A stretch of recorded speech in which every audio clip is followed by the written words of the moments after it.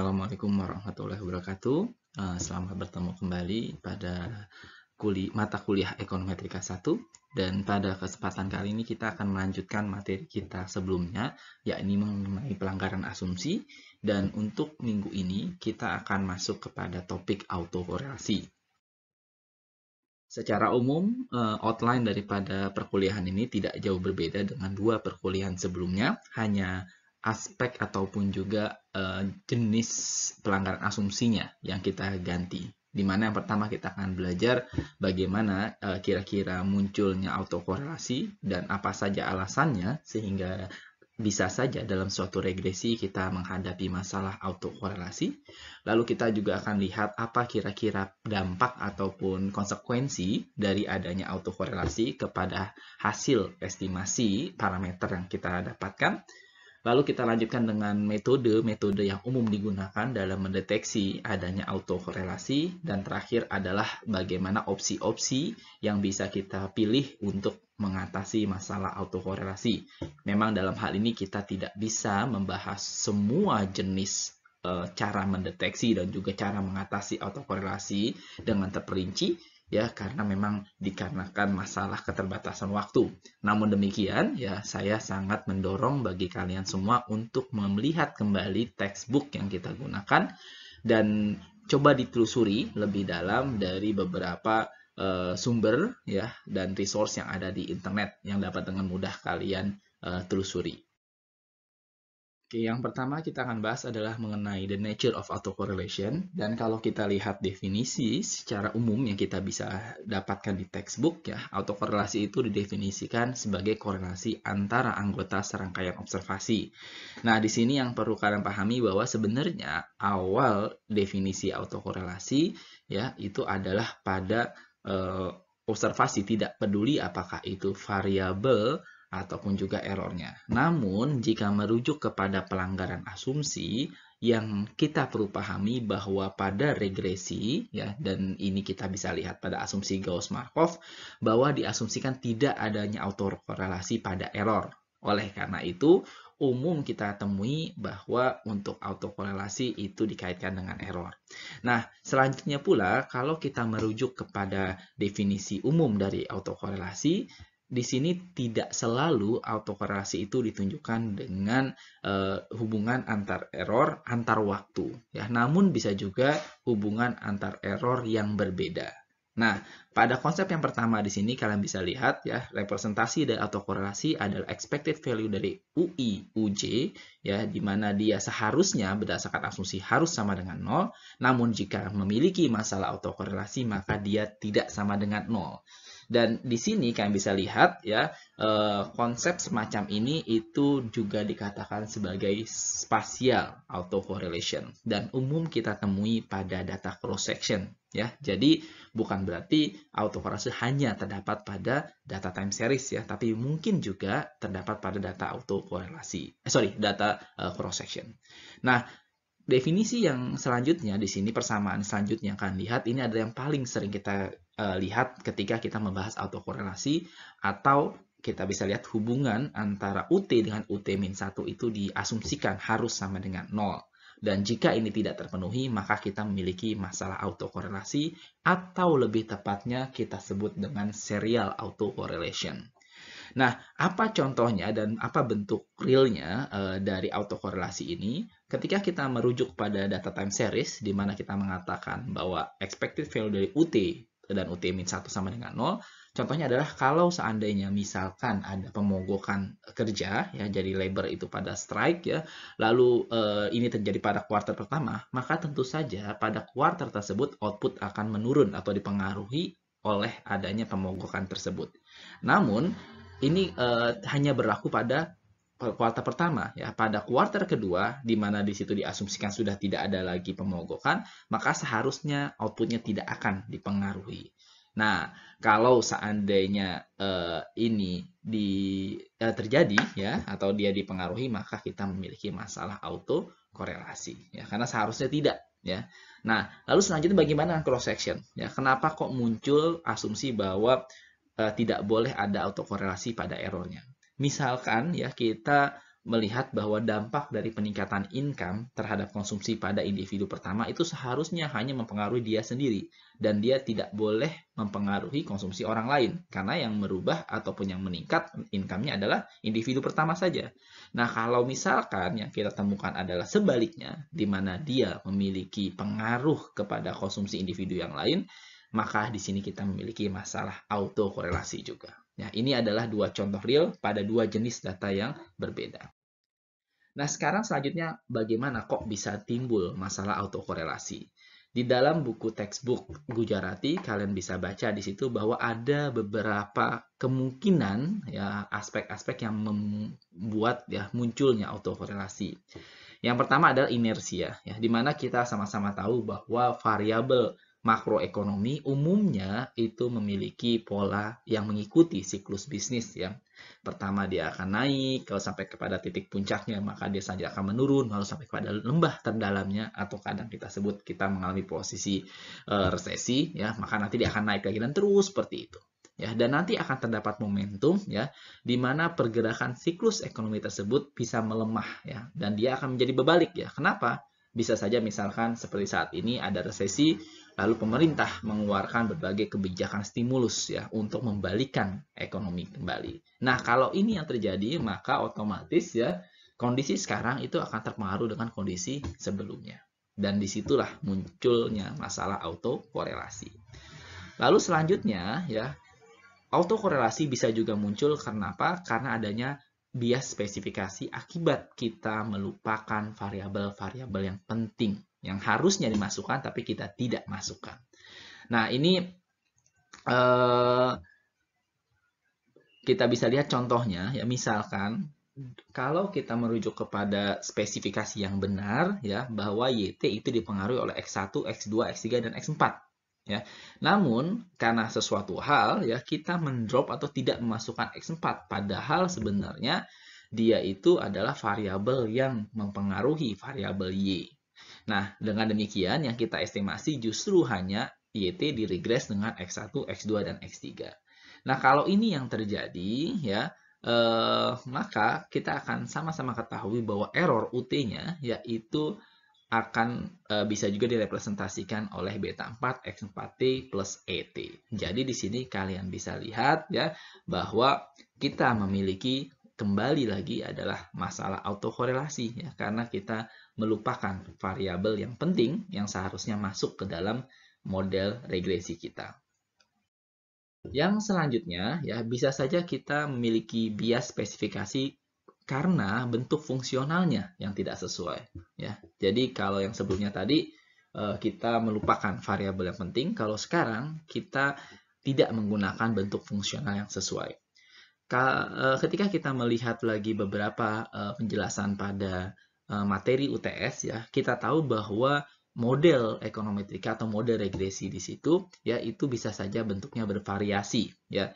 Nah, di sini misalkan yang paling benar harusnya adalah bahwa marginal cost itu dipengaruhi oleh output dan juga output kuadrat ya. Jadi di sini umumnya kita menggunakan output dan output kuadrat. Namun ya karena sesuatu hal kita melupakan dan salah membuat spesifikasinya sehingga pengaruh output terhadap marginal cost kita modelkan hanya linear saja. Di sini marginal cost dipengaruhi oleh output saja ya. Dan di sini kita tidak mempertimbangkan pengaruh daripada output square terhadap marginal cost ya. Padahal kenyataannya kalau kita merujuk kepada buku mikroekonomi ya sudah sangat jelas ya bentuk marginal cost yaitu juga dipengaruhi oleh output square.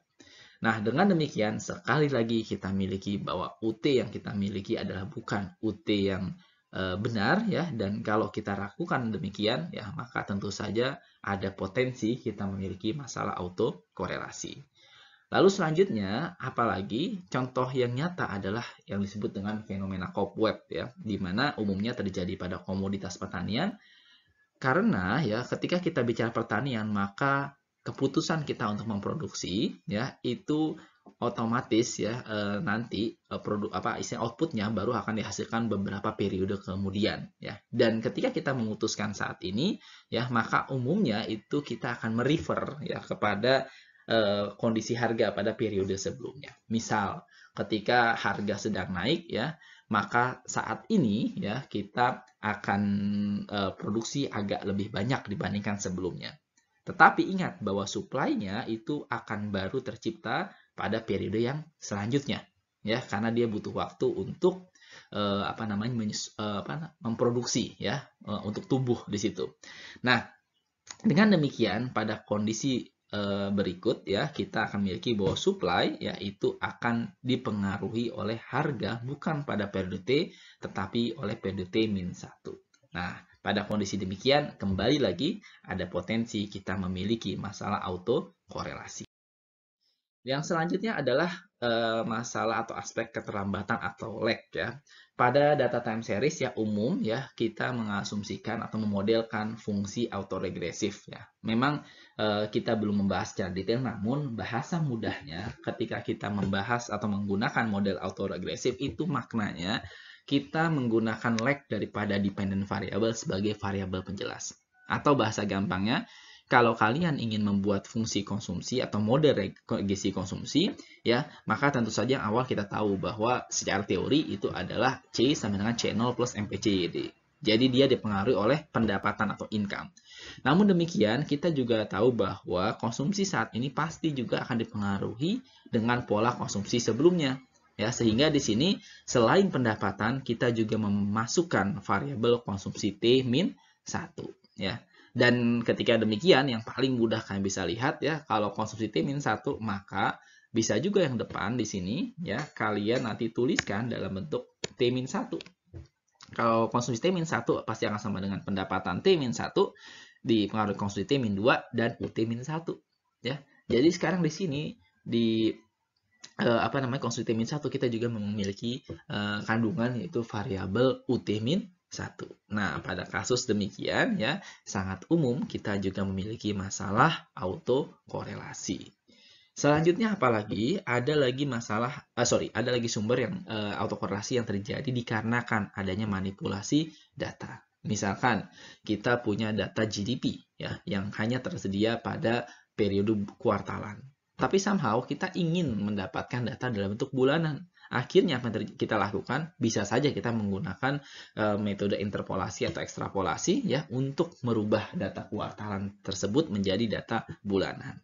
Nah, dengan demikian terjadi bisa dikatakan penghalusan data ya, fluktuasi data mentah yang awalnya tadi kuartal menjadi bulanan, dan kalau ini kita lakukan maka ada kemungkinan kita memiliki masalah pola sistemik ya yang sebenarnya tidak ada waktu kita punya data kuartalan.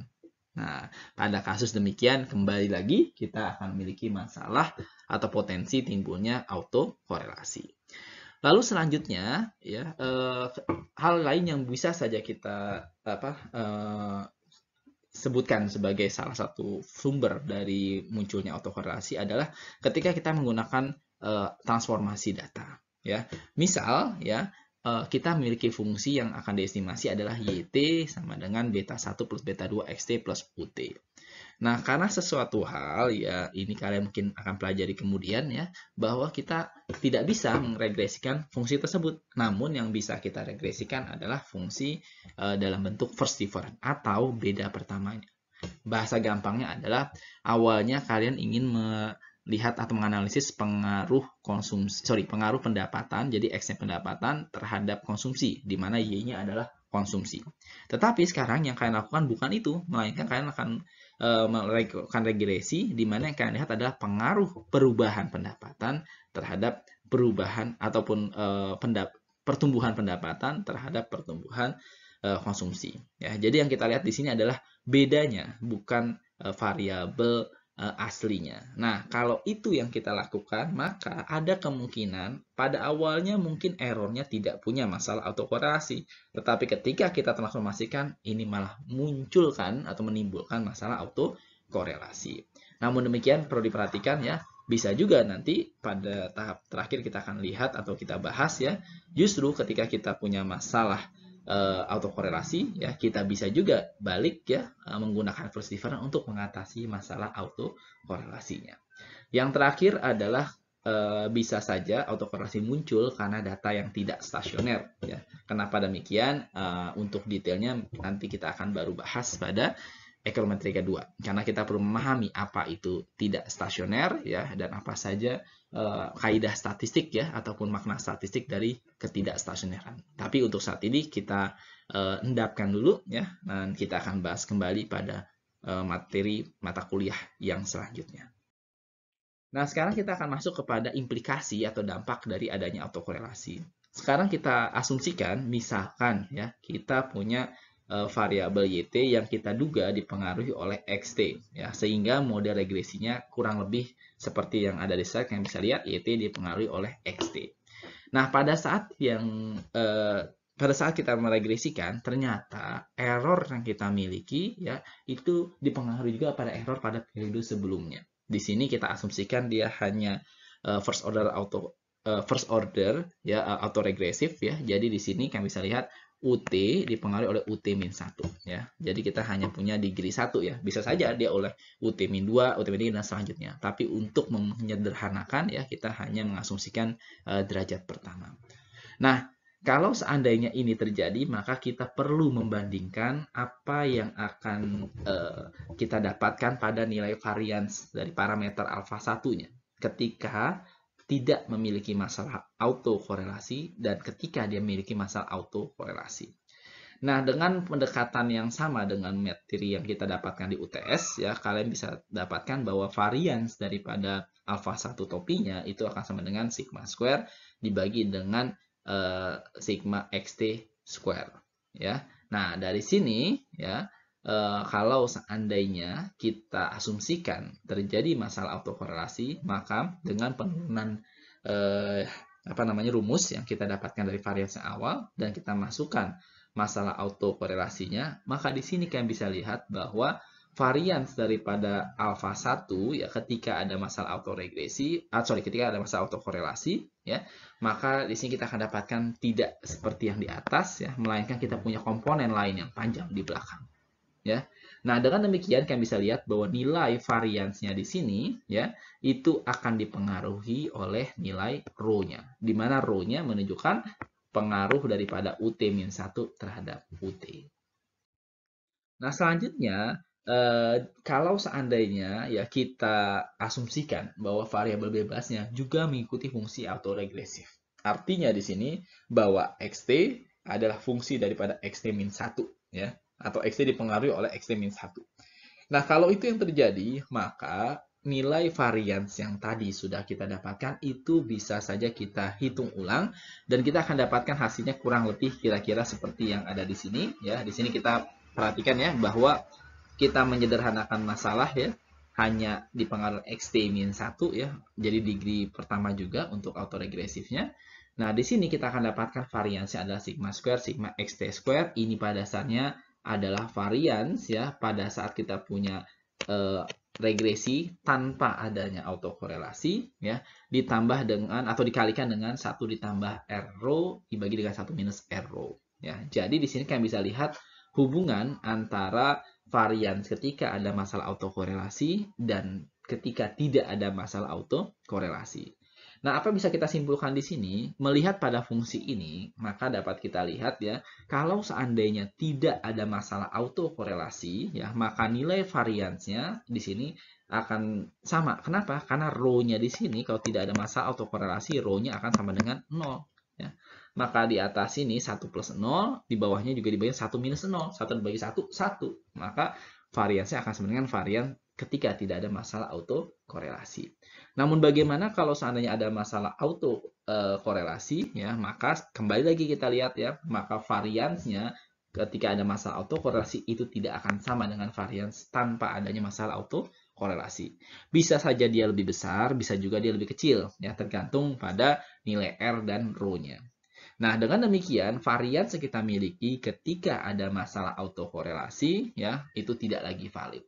Dan ketika kita memiliki varians tidak valid dan varians ini kita gunakan untuk menghitung standar error dan standar error itu kita gunakan untuk menghitung T hitung, maka implikasinya akan sama dengan heteroskedastisitas ya, di mana waktu kita menguji hipotesis ya, itu kita tidak bisa lagi percaya dengan hasilnya. Kenapa? Karena T hitungnya itu dihitung ya atau didapatkan dari nilai standar error yang sebelumnya didapatkan dari nilai varians yang kalau ada masalah autokorelasi menjadi tidak valid ya. Jadi kesimpulan kita pun menjadi tidak valid lagi hasilnya. Nah, untuk mensummary-kan dampak dari autokorelasi di sini ya, maka kalian bisa lihat juga ya bahwa hal ini ya akan sama persis dengan heteroskedastisitas, di mana dampaknya adalah nilai daripada alfanya dia tidak bias ya, tetapi ya dia tidak lagi efisien, tidak lagi blue ya. Dan di sini tolong perhatikan ya bahwa mirip ya antara autokorelasi dengan heteroskedastisitas, sehingga nanti salah satu solusinya pun juga akan mirip dengan sebelumnya. Sekarang kita akan masuk kepada bagian bagaimana cara kita mendeteksi ada tidaknya autokorelasi. Ya, di sini tolong perhatikan ya bahwa caranya ada berbagai macam, tetapi saya hanya akan menampilkan 3 di antaranya. Yang pertama adalah metode grafis. Ini mirip dengan yang kita dapatkan atau kita lakukan pada heteroskedastisitas. Namun di sini ya perlu kalian perhatikan bahwa karena kita melihatnya adalah serial autocorrelation ya, maka kita lihat hubungan antara UT dengan UT-1. Dan kalau seandainya membentuk pola seperti yang ada di slide ya, di sini, maka kalian bisa simpulkan ya bahwa terjadi positif autokorelasi atau negatif autokorelasi. Dan bagaimana representasi pergerakan UT-nya ya kurang lebih ditunjukkan oleh gambar yang sebelumnya. Begitu juga dengan yang negatif, itu bisa kita lihat ya pergerakan UT antar waktunya. Ya, namun untuk lebih mudah kalian bisa lihat di sini ada hubungan antara UT dengan UT-1. Lalu apalagi yang paling umum dilakukan adalah menggunakan uji Durbin Watson ya. Kelebihan daripada uji ini adalah dia dihitung didasarkannya pada error ya. Jadi kalau kita punya persamaan regresi pasti kita bisa hitung uji Durbin Watson-nya. Dan secara otomatis kalau kalian menggunakan beberapa software, misalkan model software eFuse ya, maka secara otomatis tanpa kalian minta software tersebut akan mengeluarkan hitungan nilai Durbin Watson-nya. Ya, di sini kalian bisa lihat ya, D ataupun Durbin Watson-nya itu bisa dihitung dengan sigma T sama dengan 2 sama dengan N ya, ET min 1 square dibagi dengan sum daripada ET square dari mulai T sama dengan 1 sampai dengan N. Ya, jadi di sini benar-benar mengandalkan daripada errornya saja. Namun demikian ya ada beberapa catatan khusus ya ataupun asumsi khusus yang harus dipenuhi ketika kita melakukan pengujian dengan metode ataupun pendekatan uji Durbin Watson ini. Yang pertama adalah model regresi yang kita gunakan harus menggunakan intercept ya. Ketika tidak menggunakan intercept, maka berdasarkan textbook ya bisa kita baca kembali ya, kita harus menghitung ulang lagi ya atau melihat lagi sum square residualnya. Nah, selanjutnya ya asumsi yang harus dipenuhi juga adalah bahwa variabel itu atau variabel bebasnya itu harus bersifat stokastik atau fixed in repeated sampling. Dan ini menjadi isu utama dalam time series. Kenapa? Karena umumnya ya waktu kita menggunakan data time series ya variabel bebas kita justru kita memiliki sifat yang stokastik ya. Jadi sangatlah wajar ya kalau seandainya di beberapa textbook dikatakan bahwa autokorelasi umum ditemui pada data time series. Lalu selanjutnya dikatakan bahwa error itu memiliki polanya adalah first order atau regresif. Jadi di sini kita asumsikan ET hanya dipengaruhi oleh ET-1. Padahal kenyataannya bisa saja dia juga dipengaruhi oleh ET-2, ET-3 dan selanjutnya.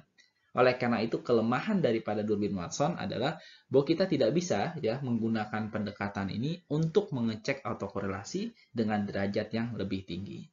Lalu selanjutnya errornya itu juga diasumsikan mengikuti distribusi normal.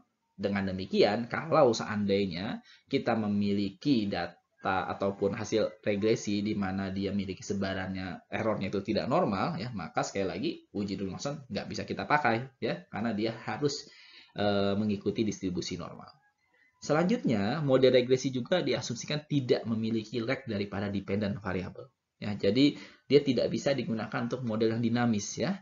Kalau seandainya kalian seperti yang kita lihat sebelumnya ya bahwa model regresinya itu memiliki misalkan tadi konsumsi ya dipengaruhi oleh konsumsi T-1 juga, maka Durbin Watson tidak lagi valid kalian gunakan. Ya, kita harus mencari alternatif yang lain. Dan terakhir, di sini dikatakan juga bahwa Durbin-Watson ini memiliki asumsi yang harus dipenuhi bahwa tidak ada missing data dalam dataset. Ya, kalau seandainya ya somehow kalian bekerja dengan data perusahaan misalkan ya, lalu ada beberapa observasi yang kosong ya. Nah, pada kasus demikian ya, maka sebaiknya kalian hindari penggunaan Durbin-Watson dalam menguji ada tidaknya autokorelasi. Nah, cara teknisnya seperti apa? Ya, biasanya setelah kalian dapatkan nilai D-nya, ya, di sini, maka kita akan bandingkan dengan nilai DL dan DU-nya. Di sini kalian bisa lihat tabelnya untuk mencari di mana letak DL dan DU-nya, ya, atau berapa besarannya, ya, tergantung juga kepada sampel size-nya, ya, dan juga banyaknya variabel bebas yang digunakan. Ya, di sini tolong perhatikan ya, bahwa di sini K itu adalah number of regressor excluding, yang berarti mengeluarkan intercept. Ya, jadi tidak ada intercept, bukan banyaknya parameter ya, tapi ini adalah jumlah variabel bebasnya. Nah, kalau seandainya kalian sudah tahu di manakah letak DLDU ya, dan sudah dihitung berapa KD-nya, maka kesimpulannya kalian harus lihat di dalam gambar yang saya sampilkan di slide di sini ya. Tergantung dijatuhnya di mana. Kalau seandainya dijatuhnya di mana nilainya lebih kecil daripada DL ya, maka sudah jelas ya kita memiliki positive autocorrelation. Kalau dia punya nilai di atas 4 minus DL ya, maka kita bisa simpulkan dia negatif autocorrelation. Dan kalau seandainya dia jatuh di antara DU dan juga 4 minus DU, ya maka ya pada kondisi demikian, kalau dia jatuh di sekitar sini, ya kita aman dari masalah autokorelasi. Yang menjadi masalah adalah kalau seandainya dia justru jatuh di wilayah ini atau wilayah ini. Ya, di sini kita tidak memiliki kesimpulan. Ya, dan kalau ini terjadi, maka Durbin-Watson ya tidak lagi relevan kita gunakan. Kita harus cari alternatif yang lain ya, karena nggak ada kesimpulannya. Nah, selanjutnya ketika kita tahu Durbin-Watson itu memiliki banyak kelemahan, maka apa alternatifnya? Ya, alternatif yang paling umum dipilih oleh peneliti adalah uji Bruce-Godfrey atau BG test.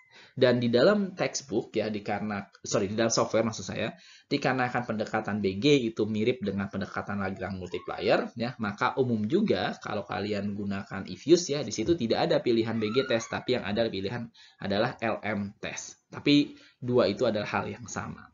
Nah, bagaimana mekanisme perhitungan BG testnya ya? Secara singkat dapat saya samarikan ya, bahwa awalnya kita estimasi dulu model aslinya, lalu kita ambil errornya ya, lalu dari errornya tersebut ya kita akan regresikan kembali dengan semua variabel bebas yang kita gunakan. Dan kelebihan dari model ini adalah pengujiannya adalah kalian bisa masukin independennya itu apa saja ya, bisa juga ada lag dependent ya, atau variabel kuadrat dan lain sebagainya ya. Jadi ini keleluasaan atau keluasan dari uji Bruce-Godfrey. Dan setelah kita misalkan dapat errornya tadi ya, sekali lagi kita regresikan dengan semua variabel bebasnya ya, di sini dinotasikan dengan X ya. Jadi bisa banyak tuh macam-macam.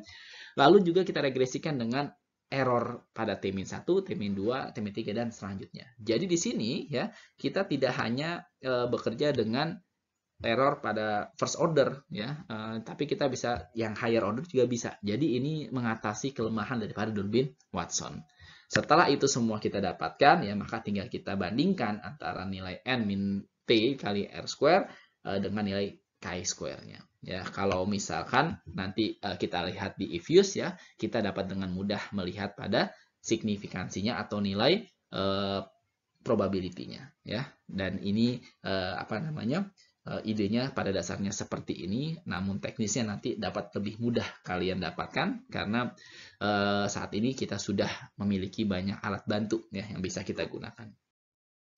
Lalu selanjutnya pada bagian yang terakhir adalah kita ingin mempelajari tentang bagaimana mengatasi autokorelasi. Ada beberapa catatan khusus di awal ketika kita melihat dalam buku textbooknya Gujarati ya, di mana waktu kita memiliki masalah autokorelasi ya, maka ada beberapa hal yang harus kita perhatikan dulu.